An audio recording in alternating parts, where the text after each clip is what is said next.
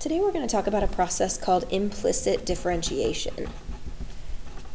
And really what we need this for is for equations that aren't explicit. So we haven't really talked about implicit and explicit yet, but let's go ahead and talk about that. So all the derivatives that we've been taking so far have been of explicit equations. That is, y is written explicitly in terms of x. Like y is written as some function of x. So, maybe we have y equals x squared. We know we can use the power rule for that. Y equals e to the x. That derivative is e to the x. Sine, cosine, anything that's written really just y equals something in terms of x. That's what we call an explicit equation, and that's what we've dealt with so far. Now, the opposite of that is implicit. So implicit is really when y is not written as a function of x. So one good example of that, one that we've actually experienced before, is the equation x squared plus y squared equals 1. So that, of course, is the equation of the unit circle, right? Because anywhere I pick here, any point I pick, I take the x coordinate squared plus the y coordinate squared, and I should get 1. That's from our Pythagorean theorem. So this is an example of an implicit equation. Now, I might be able to solve this for y, and actually I could do that. Y squared is 1 minus x squared, and then maybe I could square root both sides. But if I do that, I'd have to look at the positive and the negative here. So really, when I solve for y, I actually get two different equations.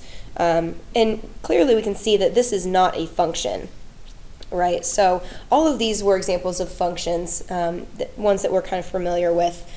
Here, x squared plus y squared equals 1 is not a function. But just like over here, we were interested in finding the slopes of tangent lines, or equations of tangent lines, to these curves.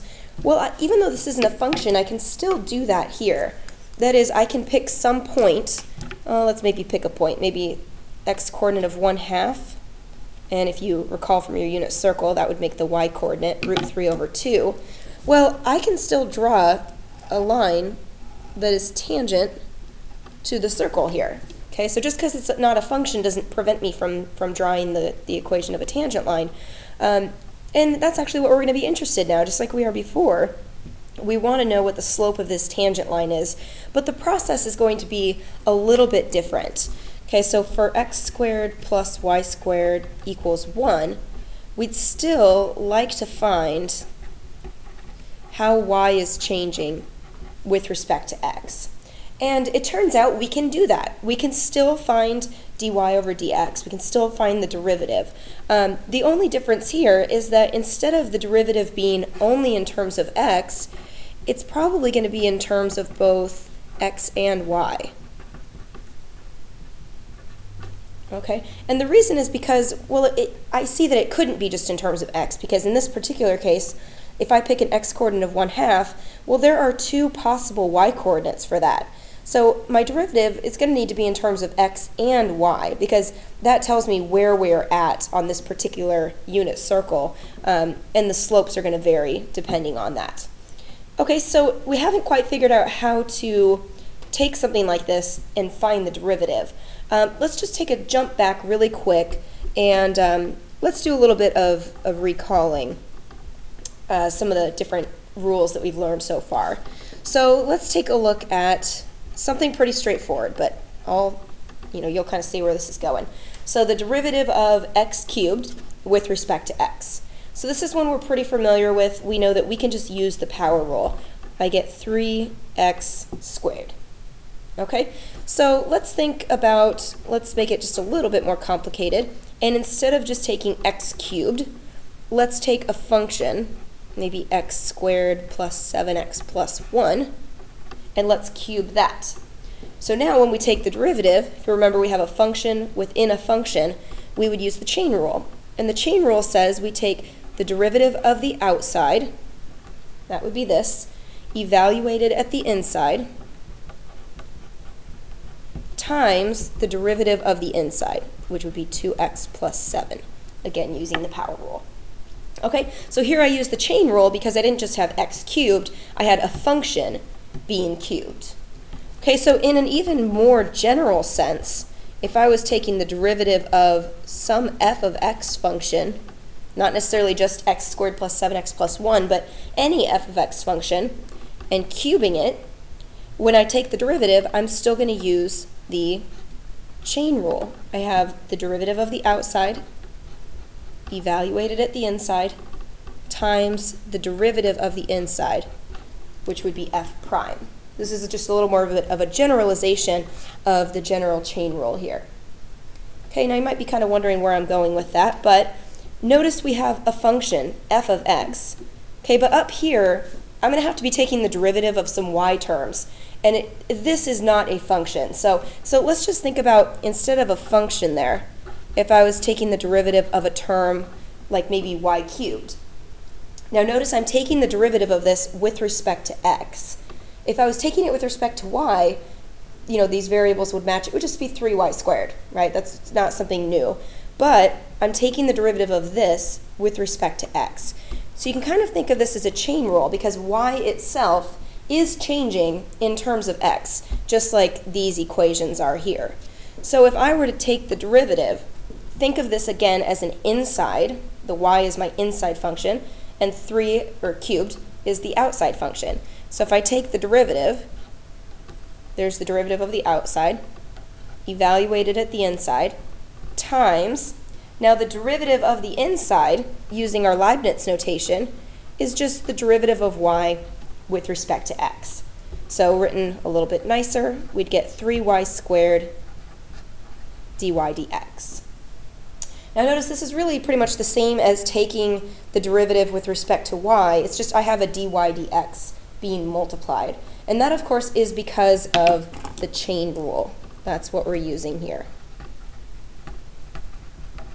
Okay, now again, you might not quite see where we're going with this, but you'll see once we start finding the derivatives, we'll need to figure out how to deal with things like this. That is, how do I take the derivative of y cubed with respect to x?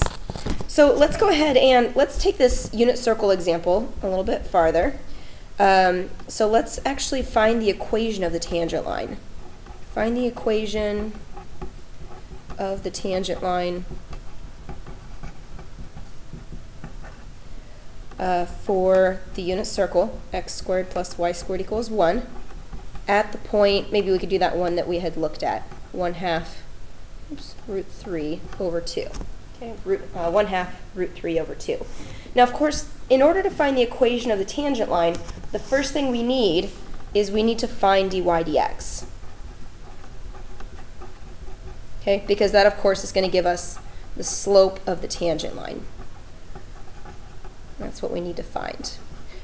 Okay, so let's go ahead and do that. So we have our equation, x squared plus y squared equals 1. Now, to find the slope of the tangent line, I need to take the derivative of both sides here, because eventually what I want to find is just what the derivative of y is with respect to x.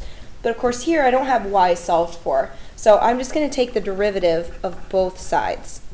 Now, of course we can do that because we have an equation here. So if I take the derivative of both sides, I still have an equality there. Okay, so let's go ahead and start with this left side here. So this is a sum, so I can just take the derivative of each component. So the derivative of x squared with respect to x, using the power rule, I know that that's 2x. Now when I take the derivative of y squared with respect to x, it's kind of like what we had up here. Right? So actually, let me even go ahead and write that. Really what we're finding is the derivative of y squared, just like that. Now I know the derivative of 1 is 0. So really this is the only part that we aren't maybe super confident on how to evaluate. But again, it's really just the chain rule. Think of y as being like the inside function, and I'm squaring that. That's my outside function. So I have my 2x, so the derivative of the outside would be to the first power, evaluated at the inside, times the derivative of the inside.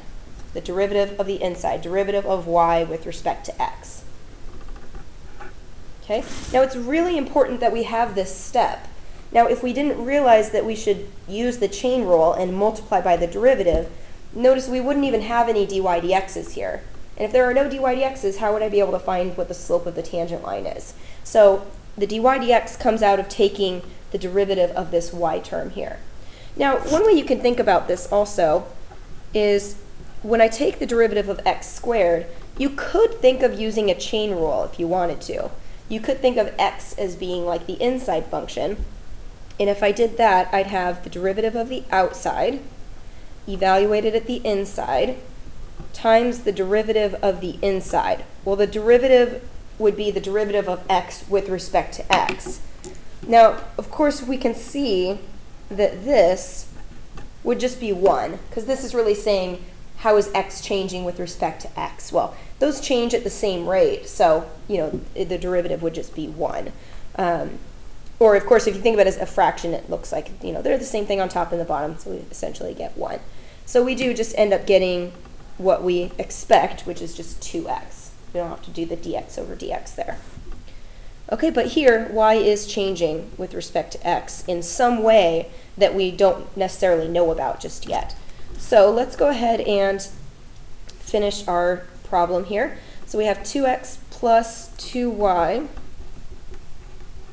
times dy over dx equals 0.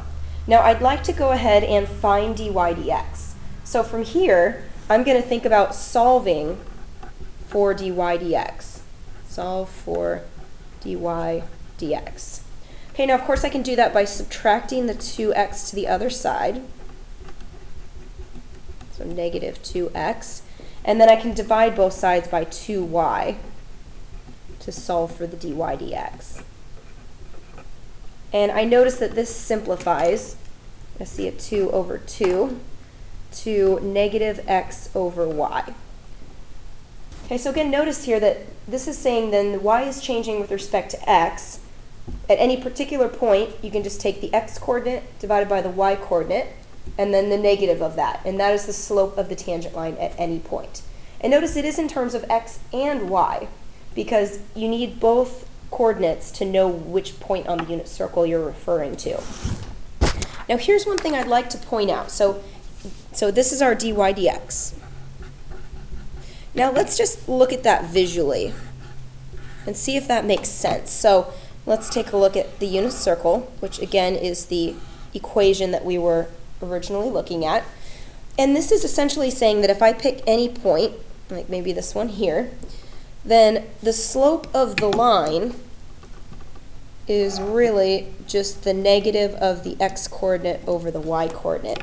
Well, let's think about if that makes sense. Well, notice if I connect the origin to the point, that slope, well, I can tell that's actually the slope is the tangent of that angle, but really I can find the slope just by taking the rise over the run. Well, that would be the y-coordinate over the x-coordinate, right? I could just take the y-coordinate over the x-coordinate, and that would give me the slope there. Well, notice that these two lines meet at a 90-degree angle. Okay, and if you recall, so that would mean that these two lines are perpendicular to each other. And if you recall, two lines that are perpendicular have opposite reciprocal slopes. Okay, so that means that whatever this slope is, in this case it's y over x, this slope is going to be the opposite, so negative, the negative of it, the opposite reciprocal. So these two flipped. The slope should be negative x over y. Okay, and that's exactly what we're seeing here. So we can see it visually by comparing it with the line connected from the origin to the point. Those are perpendicular to one another, so they should have opposite reciprocal slopes.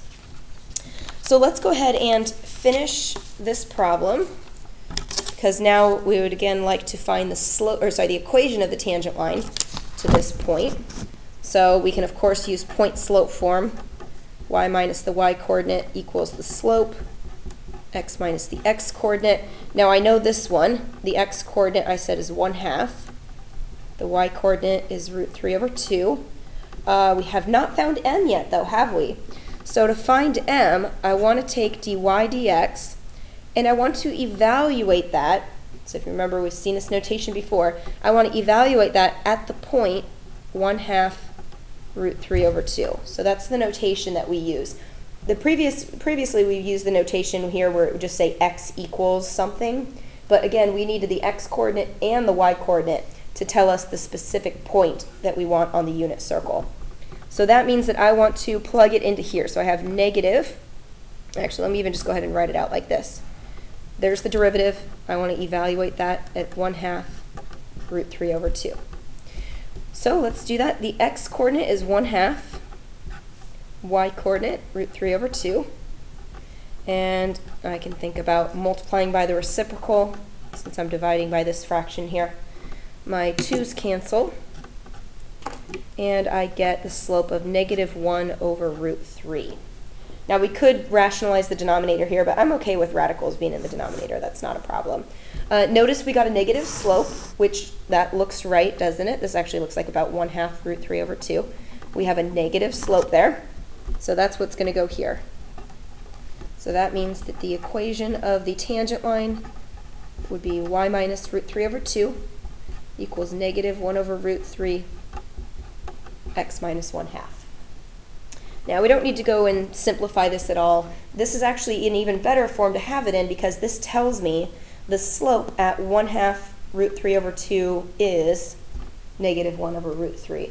And notice actually that the equation that we've been using, that is the equation of the tangent line, this itself is actually implicit, isn't it?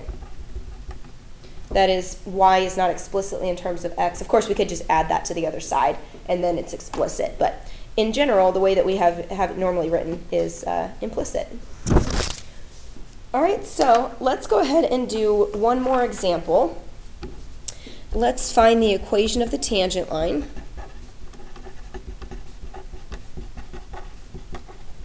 We're going to do a different function. Let's do at the point 1, 1 for, and not function, I said function, but really it's an implicit equation, y squared plus x cubed y equals x cubed minus x squared plus 2. Now one thing I'd like to point out is notice that if I do plug in 1 for x and 1 for y, I get a true statement on both sides. So if I plug in 1 here, I get 1 plus 1 is 2, 1 minus 1 plus 2. So I get 2 equals 2. So that just tells me that 1, 1 is in fact a point on this particular graph. Speaking of graph, this is what this graph looks like. Now, you can't really graph this in your calculator, but you can graph it in GeoGebra or in Wolfram Alpha, and notice 1, 1 is a point here. Okay, so what we're going to find is we're going to find the equation of this tangent line. That's what we're looking for. So one thing I can tell right off the bat is that I should get a negative slope, and you can kind of get an idea of what the y-coordinate, the y-intercept should be. It's always a good idea to draw it so we can get an idea of what we're looking for in the end. So let's go ahead and approach this just like we did with the other one. We're going to do kind of a step-by-step procedure. And this is going to really be true for all implicit differentiation. These are the steps you're going to follow. First, take the derivative of both sides with respect to x. So take the derivative of both sides with respect to x. So let's do that. There's the left side and the right side. Okay? Second step, compute each derivative. Now compute each derivative, being sure to use the appropriate rules along the way. Okay, so let's go ahead and do that. So here's the first one. We're going to take the derivative of y squared with respect to x. Okay, so again, to approach this, we need to use the chain rule. The derivative of y squared would be 2y to the first times the derivative of the inside, which would be dy over dx. One general rule that you can just remember is that when you take the derivative of a y term, you kind of just treat it as you normally would. The derivative of y squared is 2y. But just remember to multiply by dy over dx. Okay, and again, that comes from the chain rule because you can think of this y as being like the inside function. That's the thing that I'm squaring. Okay, so let's go ahead and keep going. Now I have an x cubed y. Now, a lot of people would be tempted to say it's just 3x squared times dy dx. Okay, but we got to be careful because this is a product. This is saying x cubed times y. So I need to use the product rule. So to use the product rule, that says I take the first thing times the derivative of the second. Well, the derivative of y would be just that, the derivative of y with respect to x, plus the second thing times the derivative of the first, which would be 3x squared. Okay, so again, this here is the product rule from this one. Now on the right side, this is all as usual, just 3x squared minus 2x. Okay? Now notice that we have some dy dx's here. That's what we want to solve for. We want to have eventually just dy dx equals something. So what we're going to do is our third step, which is get all terms with a dy over dx on one side. That is one side of the equation. So I see that these two are the only terms that have a dy dx in them, and they're already on the left side. So let's go ahead and keep them on the left side.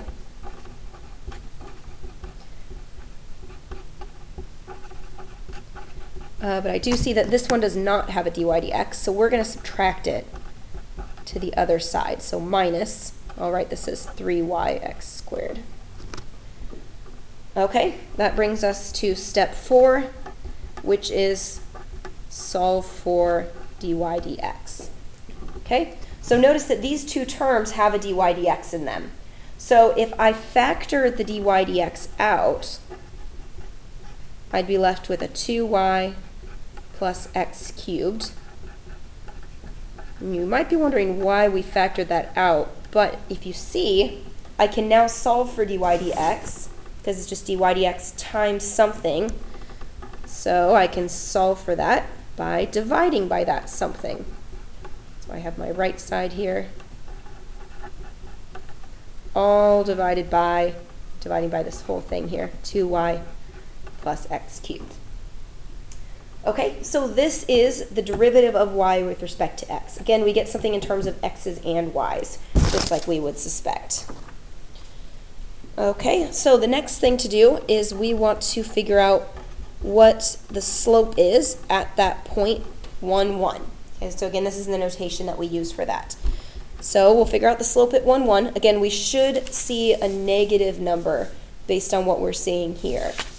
So let's see if we end up getting that. So if I plug in 1 for x, I get 3 minus 2 minus, and let's see, it'd be 1 and 1, so minus 3, all over 2 times 1 plus 1. So let's see, these two cancel, the 3 and the 3, so I'm left with a negative 2/3. Okay, so that means that the equation of the tangent line is y minus the y-coordinate is 1, equals the slope x minus the x-coordinate. Okay, so notice that then is our equation of the tangent line. Okay, and the slope looks about right. It does look like it's about a negative 2/3. If it went up here to 2, right, I went over 1, up, well, yeah, it looks like I went over 1, up about 2/3. So that looks right. Okay, all right, so this is how we find the equations of tangent lines to no longer functions. Notice this is definitely not a function, doesn't pass that vertical line test, but for really any equation that we want, implicit equations like this, which actually tend to have much more interesting graphs than functions do.